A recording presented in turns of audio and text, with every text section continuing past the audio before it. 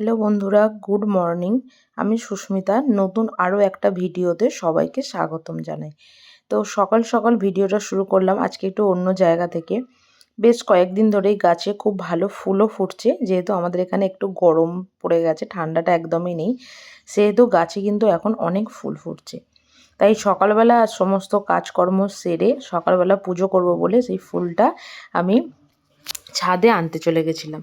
ওই পাশে যে জবা গাছটা দেখছেন, জবা গাছটাতেও কিন্তু একটা কুঁড়ি এসেছে। তো ফুলটা ফুটলে অবশ্যই দেখাবো। যদিও এই বাড়িতে আমাদের জবা গাছের এটা হচ্ছে প্রথম ফুল। তো সকালবেলা ফুলগুলো নিয়ে এসে ঠাকুরের কাছে সমস্তটা দিয়ে দিচ্ছি। তো চলো আস্তে আস্তে পুজোটা করে নেওয়া যাক।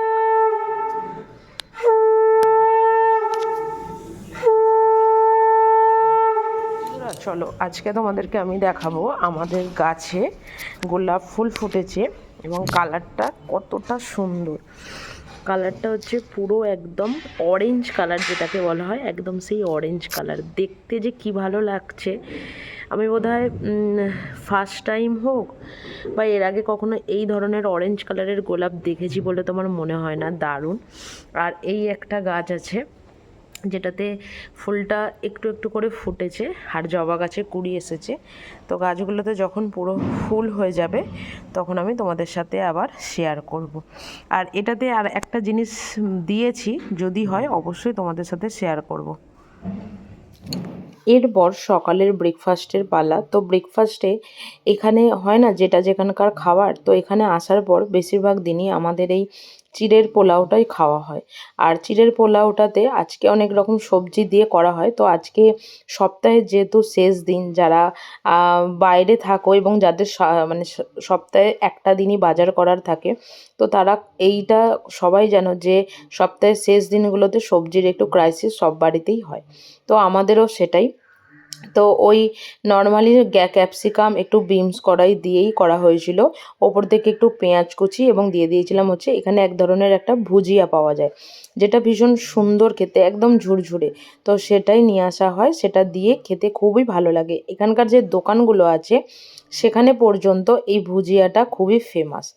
তো তারপরে কিছু কাজ থাকে বাড়িতে, তো যেগুলো হচ্ছে এখন তো জানো সবাই মটরশুঁটির সময়, তো এই মটরশুঁটিগুলো বাজার থেকে নিয়ে আসার পরে 2-3 দিন রেখে দিলে না এমনি প্যাকেটের ভেতর যেন কীরকম একটা নষ্ট হয়ে যায়। তাই সেগুলোকে ছাড়িয়ে যদি ফ্রিজে একটা এয়ারটাইট কন্টেনারে রেখে দেওয়া যায়, বেশ অনেক দিন ধরেই থাকে, প্রায় 2-3 সপ্তাহের ওপরে কিন্তু ভীষণই ভালো থাকে।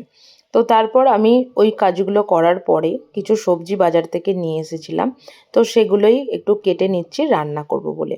তো চলো আজকে রান্নাটা আস্তে আস্তে ধীরে ধীরে করা যাক। তো আজকে রান্না করব ভেবেছিলাম আলু দিয়ে ফুলকপি দিয়ে একটা তরকারি, আর তার সাথে হচ্ছে নোটে শাক ভাজা। এখানে আসার পর থেকে এখনো পর্যন্ত যেহেতু সেরকম বড় মার্কেট আমি এখানে পাইনি, তো সেহেতু এখানে কুমড়ো শাক, লাউ শাক, পুঁই শাক এখনো পর্যন্ত কোনোদিনও বাজারে দেখতে পাইনি যে বাজারে বিক্রি হচ্ছে বলে। তাই একদিকে বসিয়ে দিয়েছি হচ্ছে ফুলকপি আলুটা সেদ্ধ, আর একদিকে বসিয়েছি হচ্ছে নোটে শাকটা সেদ্ধ করতে। তো শাক খেতে আমাদের কিন্তু সবারই কিন্তু সত্যি ভীষণ ভালোই লাগে। তো ওই আর কি, সপ্তাহে একদিন শাক বা 2-3 দিন শাক না খেলেও চলে না, তাই সেই রকমভাবেই আর কি নিয়ে আসা। তো এরপর রান্নাবান্না সেরে খাওয়া দাওয়ার পরে একটু রেস্ট নিয়ে আজ সন্ধেবেলা আমরা বসে পড়েছিলাম একটু কফি খেতে।